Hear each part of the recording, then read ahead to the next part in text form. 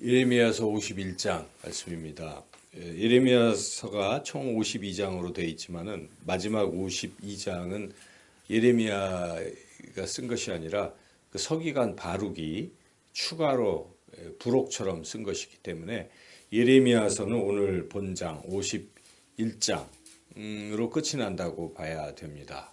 그래서 예레미야서의 마지막 부분이다 의미심장한 것이죠.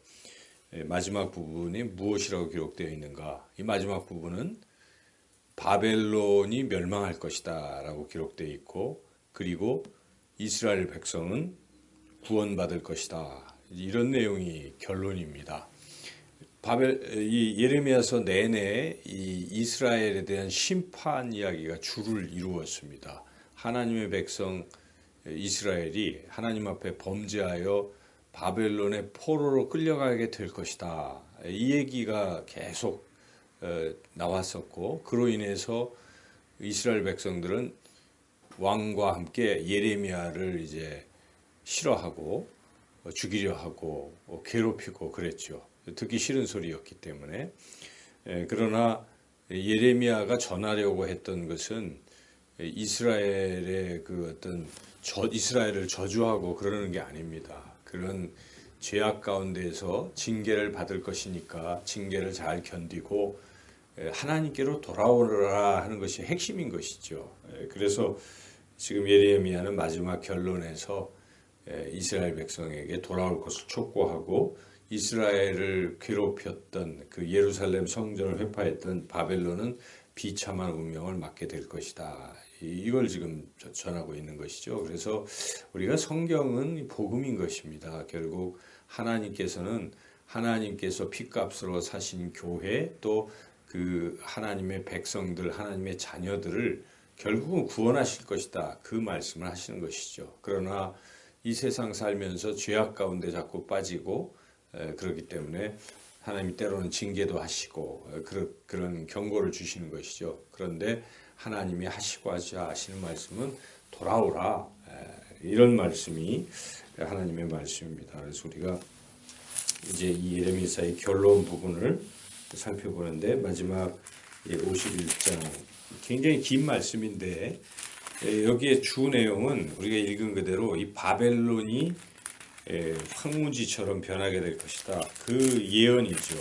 그리고 그 바벨론은 완전히 멸망해서 다시는 이 지구상에 존재하지 않을 것이다, 이제 이런 얘기입니다. 그래서 여기에 마지막 그 51장의 마지막 부분이 어떤 내용입니까?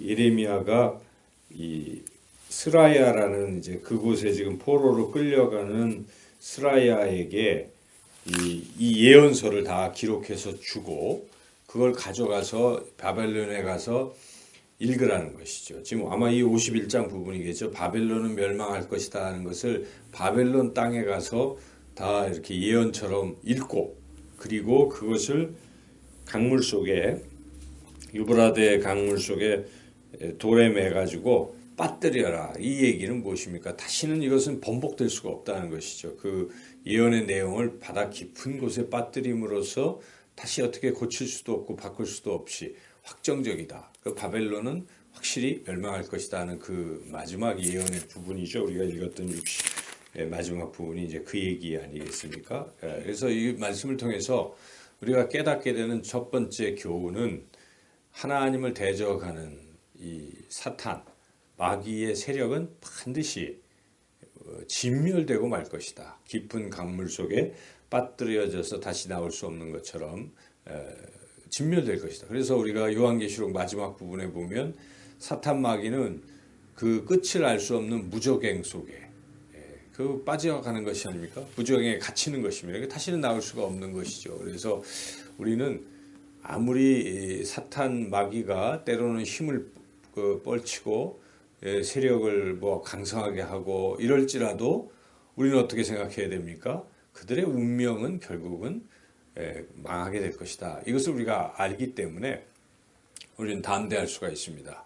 우리가 어떤 운동 경기를 봐도 이미 결과를 알고 보면, 상대방이 진 것을 알면 우리가 편안한 마음으로 보는 것처럼, 우리가 인생을 살면서도 아무리 당장 현실에 사탄 마귀의 그런 것에 의해서 우리가 힘들고 어려운 상황에 빠질지라도 그들의 운명은 결국 깊은 강물에 빠뜨려지는 운명이다 하는 것을 아시고 항상 우리는 담대할 필요가 있고 승리에 대한 확신을 가지고 살아가라 하는 첫 번째 교훈을 우리가 얻을 수가 있습니다.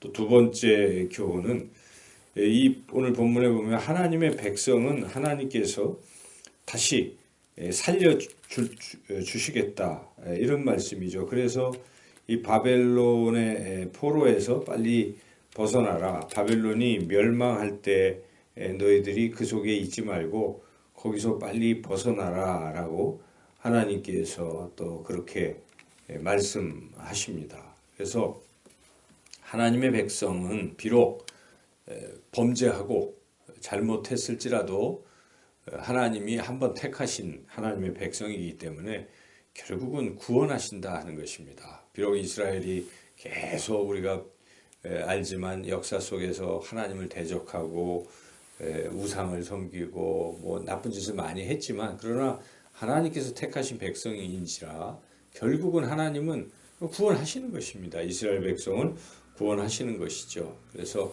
우리가 하나님의 자녀가 되고 하나님의 백성이 되고 이런 게 얼마나 큰 은혜인가를 우리가 깊이 알아야 됩니다. 내가 완전히 진멸하는 사탄 마귀에게 속한 것이 아니라 마귀에 속한 것이 아니라 마귀의 자녀가 아니라 하나님께 속한 것입니다. 하나님의 자녀인 것입니다. 단지 우리 예수님을 믿는다는 이 사실 그건 물론 중요한 거죠. 그거 하나로서 우리는 하나님의 자녀가 되었고 하나님의 자녀는 비록 부족하고 그럴지라도 결국 하나님께서 끝까지 붙드시고 구원하신다. 이것이 은혜인 것이죠. 우리가 여기에 참 감사하고 그렇게 살아야 한다는 것이고 그리고 또 한 가지 마지막 세 번째 우리가 깊이 생각할 것은 우리가 마귀 자녀가 아니고 하나님의 자녀인데 자꾸 그 마귀의 게임에 빠져서 죄에 속하고 죄 가운데 거해 있다는 것 자체가 잘못된 거 아니겠느냐. 우리가 거기 자꾸 머물면 멸망하는 것이니까 빨리 빠져나와서 하나님께로 돌아와야 되는 이게 회개 아닙니까? 그래서 우리가 비록 살다가 진창에 잠깐 빠지겠지만 그러나 다시 우리가 일어나고 거기서 빠져나와야 되겠다 하는 이런 마음을 가지고 우리의 어떤 그런 자리가 혹시 그런 자리라면 속히 빠져나와야 한다는 것입니다. 주기도문 우리가 늘 드리지 않습니까? 우리가 시험에 들지 말게 하옵시고 혹은 악에 빠져 있을지라도 악에서 우리를 건져 주옵소서. 이런 기도를 하면서 우리는 항상 우리가 설 자리는 거룩한 곳 주님 품이라 하는 것을 생각하시고 우리의 삶을 돌이켜보며 항상 하나님 품으로 속히 돌아오는 그러한 삶을 살아가시기를 주님의 이름으로 축원합니다.